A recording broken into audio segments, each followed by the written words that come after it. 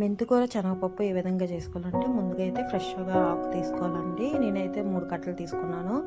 చక్కగా వాష్ చేసుకోవాలి, ఏంటంటే ఇసుక అయితే ఉంటుంది కాబట్టి. ఇది వరకే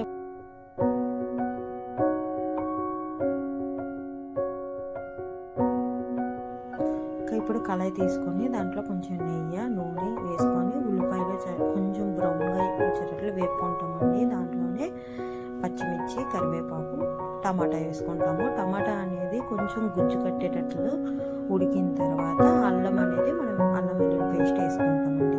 ఇది బాగా కలిపిన తర్వాత మనము చిన్న బంగాళదుంప అనేది వేసుకుంటే టేస్ట్ మారుతుందండి.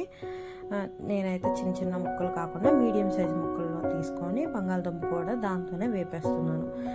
ఇలా వేగిన తర్వాత మనం ముందుగా గంట ముందు శనగపప్పు అనేది నానబెట్టుకోవాలండి. ఎందుకనంటే బద్ద అనేది ఉడుకుతుంది.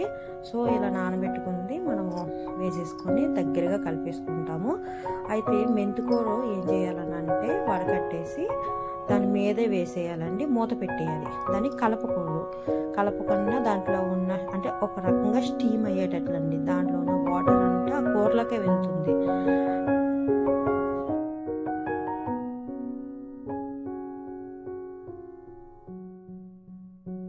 చూసారండి, నేను జస్ట్ అది మీదకి తీసాను. ఆకు బాగా నలిగింది. ఇప్పుడు మనం మొత్తంగా కలిపేసుకొని దీన్ని కూడా వాటర్ అనేది వేయకూడదు. దీన్ని సిమ్లో పెట్టి అలా కొంచెం కలుపుతూ సిమ్లో పెట్టి మూత పెట్టేసి ఉంచేయాలి. దీనికి అయితే ముందుగానే సాల్ట్ అయితే వేసుకోవాలండి ఉడకడానికి.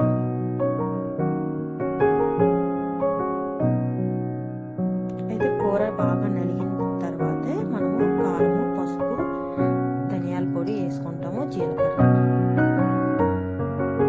ఇది మామూలుగా అయితే నూనె మీదకి తేలినంత వరకు వేపుకుంటారు. నేను తక్కువ నూనె వేస్తాను. ఇప్పుడు నీళ్ళైతే వేసాను. దాన్ని సిమ్లో పెట్టి బాగా ఉడికించుకోవాలండి. చూడండి, ప్లేట్లోకి తీసుకునేటప్పుడు ఎంత చక్కగా ఉంటుంది. మీరు కూడా ట్రై చేయండి, సబ్స్క్రైబ్ చేయండి. Thank you.